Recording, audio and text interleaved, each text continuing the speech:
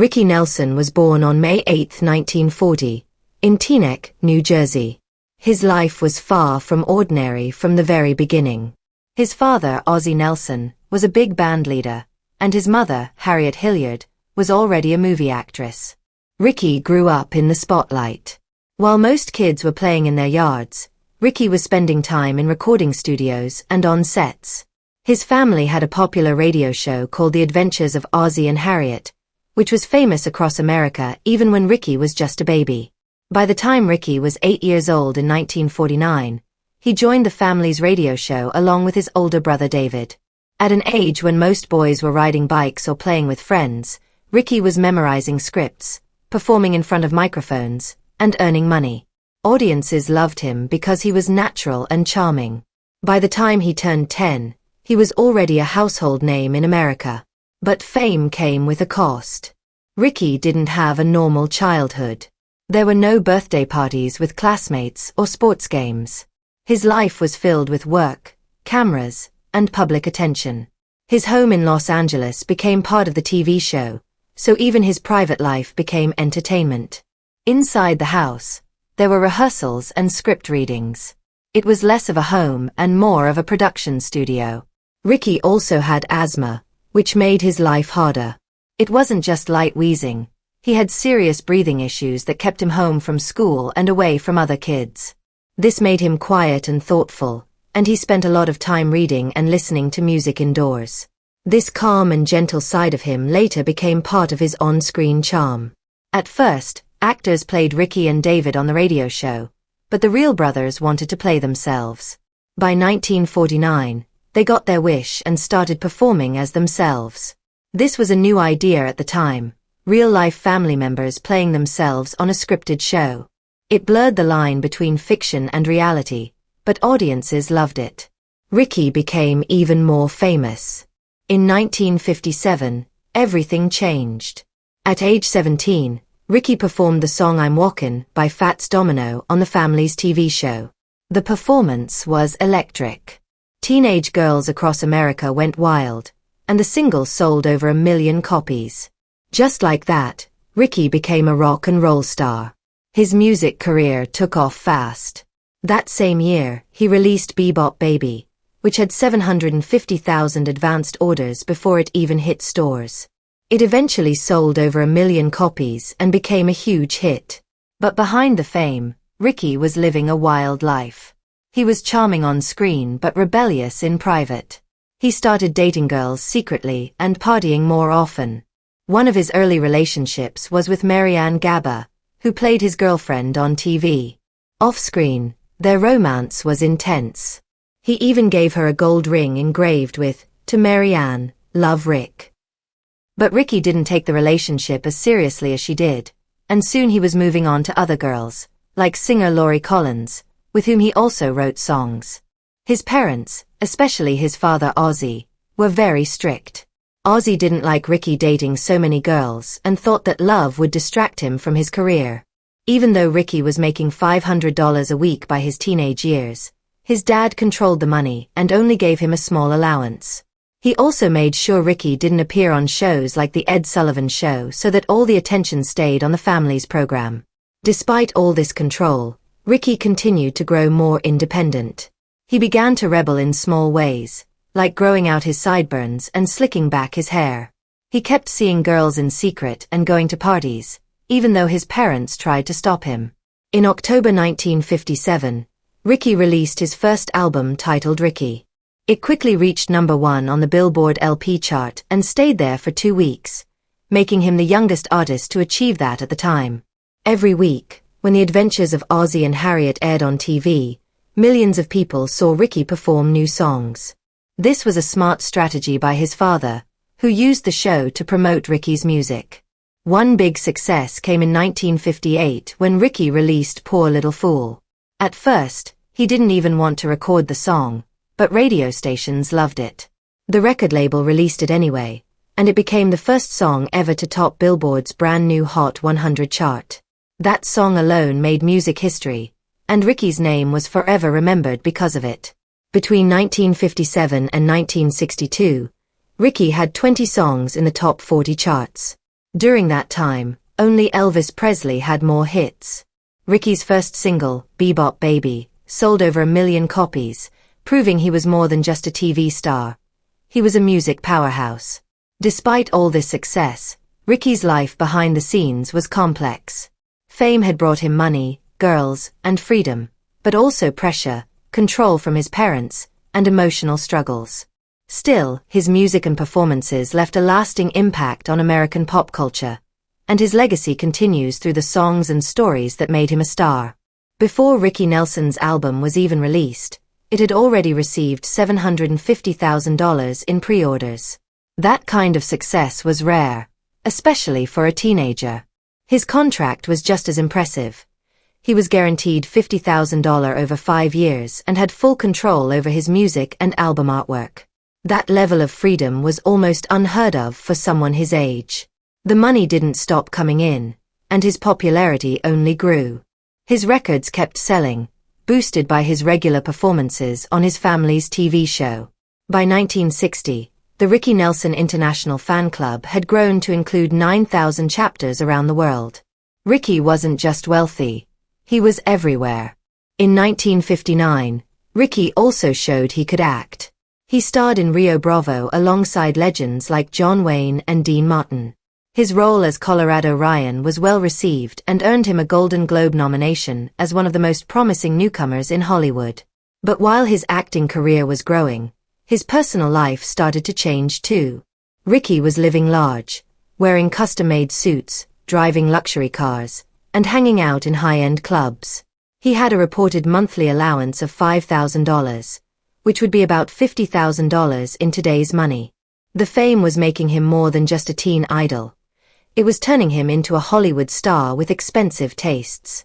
One of Ricky's biggest musical successes came in 1961 with the song Travelin' Man. The song was first offered to Sam Cooke, who turned it down, thinking it wasn't right for him. But Ricky took a chance, and it paid off. The song went to #1 in April and sold over 1 million copies in just weeks. Even the B-side, Hello Mary Lou, became a hit. Having 2 hit songs on one record was rare, and it proved Ricky had a good ear for music. But despite the success, trouble was brewing behind the scenes.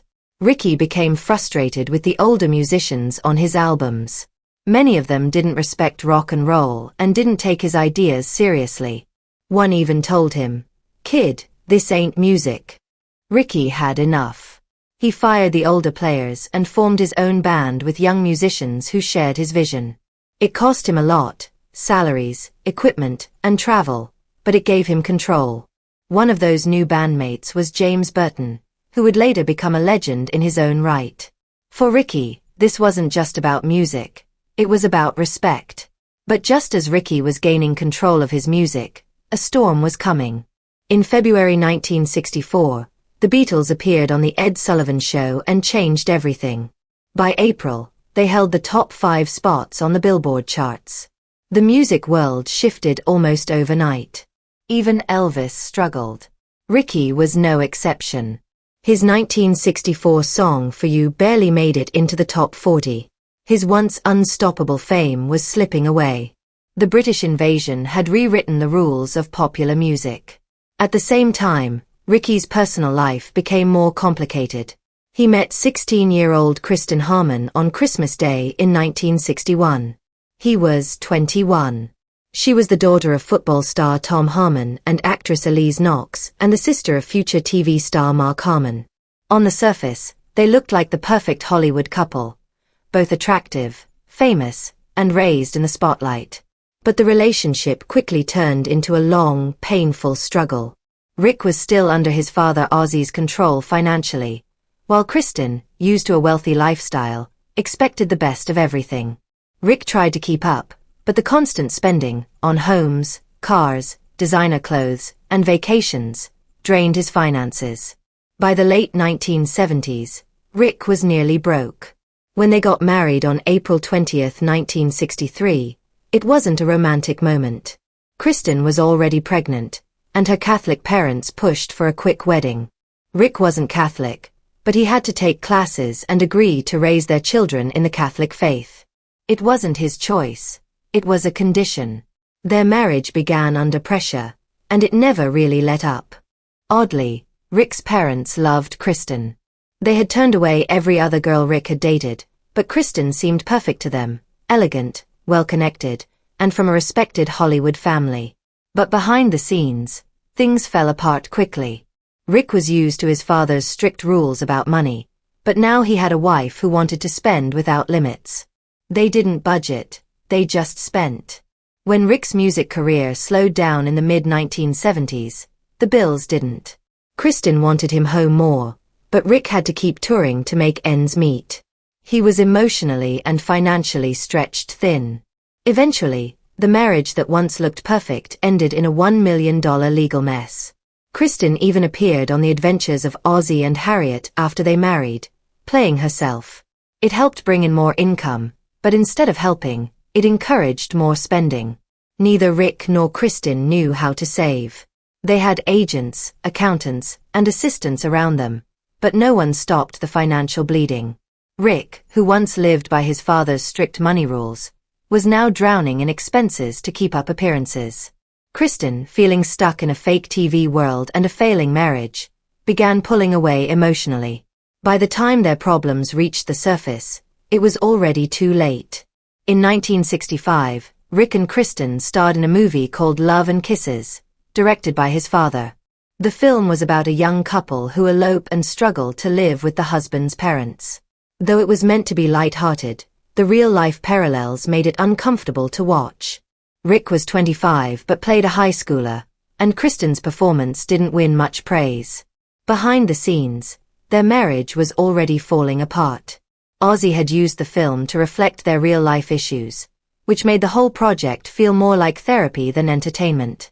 By 1969, Rick was desperate for a fresh start. He formed the Stone Canyon Band and tried to blend country and rock music. Long before it became popular, he brought in talented musicians like Randy Meisner, who would later join the Eagles. But the timing wasn't right. Rick went from selling out big venues to playing in tiny clubs for little money. Meisner eventually quit, saying he couldn't afford to keep going.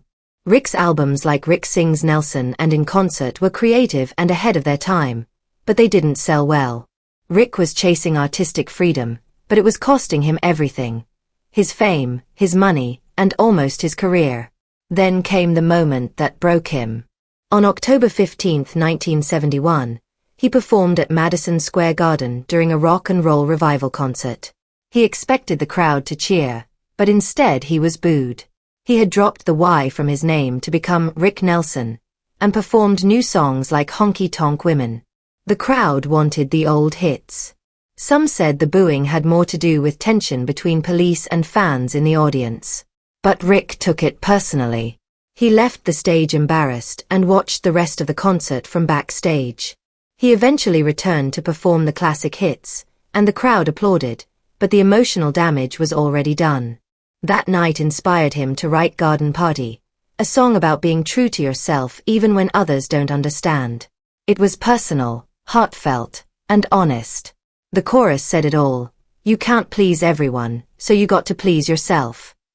The song became a hit, reaching number 6 on the Billboard Hot 100 and earning a gold record. For a brief moment, Rick Nelson was back in the spotlight, but this time, it was on his own terms. Rick Nelson had his first top 10 hit in almost 10 years with the song Garden Party. People who had stopped believing in him were suddenly fans again, singing along with his music. But the success didn't last long. The songs he released after that, like Palace Guard, didn't do well. By 1974, his record label didn't know what to do with him. Albums such as Windfall were failures, and his popularity continued to fall. He ended up performing in amusement parks and taking small roles on TV. Eventually, his label, MCA, dropped him. Garden Party turned out to be both a moment of success and the beginning of the end. Rick had once been one of America's most popular music stars, but by the mid-1970s, his life was falling apart. His marriage to his wife, Chris Nelson, was in trouble. On the surface, they looked like a happy couple, but behind closed doors, they were only staying together for appearances. Rick was always on tour, trying to earn enough money to support their expensive lifestyle, which included private schools for their kids and luxury homes. However, the more he worked, the more distant he became from his family. Chris felt alone, and Rick felt stuck. Their conversations turned into arguments. The house that was supposed to be their home had become a war zone. In 1977, after another long tour, Rick came home expecting to relax and be with his family. Instead, he found himself locked out. Chris had moved all his things into a rental house, and when Rick got there, she was inside with two cheerleaders from the Los Angeles Rams. Rick was shocked and deeply embarrassed. That moment made it clear, there was no fixing their marriage. Chris said she did it for the children and accused Rick of using drugs. Rick and his team denied the claims, but the damage was done. Their marriage couldn't be saved. In 1980, they tried to start over. Rick bought a mansion for $750,000 that once belonged to actor Errol Flynn.